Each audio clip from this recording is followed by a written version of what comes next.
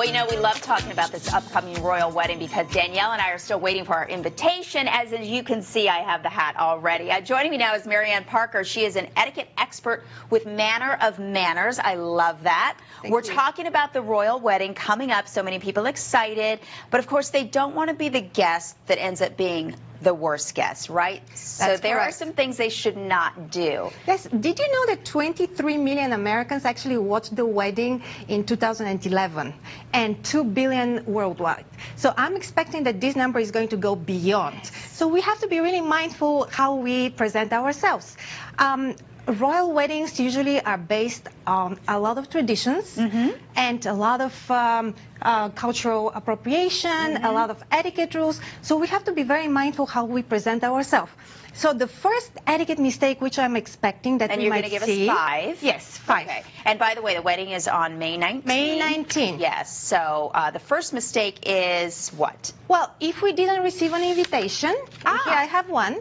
If we didn't receive an invitation, obviously we're not going to be the guest to be there. I think you're talking to Danielle and myself when it comes to this. Well, we know that certain family members from Miss Meghan Markle's family, they were expecting to be invited, but they haven't. Ooh. So probably we can watch for them. And also, not everybody got invited from Prince Harry's side because not a lot of ministers were invited. So probably somebody can try to break the rule. And it's going to be very detrimental because it's such a high-profile platform, so the whole attention is going to be on that. Does that really happen where people crash the wedding? Yes, it does. A wedding like this? You never know because this is a very prominent event and everybody wants to be part of it. Right. And especially the ones which are hurt, their feelings are hurt, so they haven't been invited. Maybe they want to be part of it. Even some of them indicated to the media that they might actually try to crash it. Okay, let's talk about dress code mistakes because I am wearing what's called a fascinator, correct? Yes. Okay. So the These are okay. Those are perfectly fine. The dress code is very important because even if this wedding is going to have a very modern twist, they still will follow traditions because those are hundreds of years of tradition.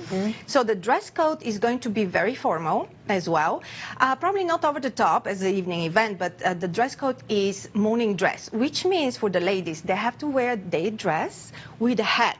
Okay. So day dress, because it's very seasonal, the wedding is in May, so we're going to be expecting some really light, bright colors.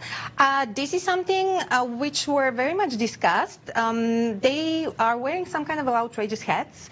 So when you wear some very big hat, it's also not very appropriate because especially if you're in the Windsor Castle, people won't be able to see what is going on in front of them. So the fascinator is a better way to go.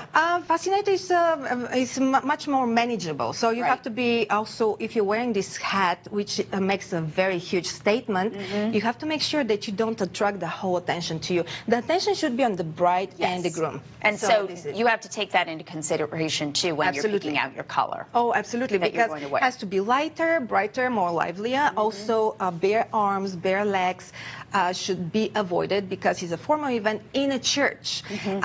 Also, the shoes for the ladies should be closed-toe and not very high heels as Victoria Beckham was wearing. She was beautiful, but the high heels were a little bit over the top. Okay. So this is something that should be avoided, and very dark colors are not appropriate. For the men, we all know that a lot of attendees will be from the British monarchy.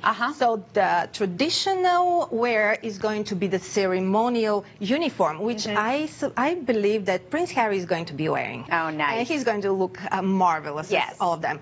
But let's talk about social media real quickly, because I know that's one of those common mistakes too. They don't want you on social media. They shouldn't, because it actually is very intrusive if you think about it. This is a chapel, this is a church where the capacity is between 600 and 800 people. And if everybody brings their phones, it's going to be highly inappropriate. Besides, you don't want to post anything what is not concerning you. It's not about you this day. And when you meet somebody, you should wait to be introduced. Oh, yes, definitely. Because remember, this is from two different cultures. In Britain, everything is extremely traditional. For us here, we're very easygoing, very transparent. A lot of people from Miss Meghan Markle's side are celebrities. Right. So for them, everything comes very easy. But when you're in these certain circumstances, you need to wait wait to be introduced, or you can ask to be introduced. Well, it's fun to talk about this, and I look forward to following you on Twitter because I'm sure you're going to have a lot to say on May 19th. It's an interesting event. Thank you so much for being here. And if you'd like more information, it's mannerofmanners.com. Thanks for being here. We'll be right back.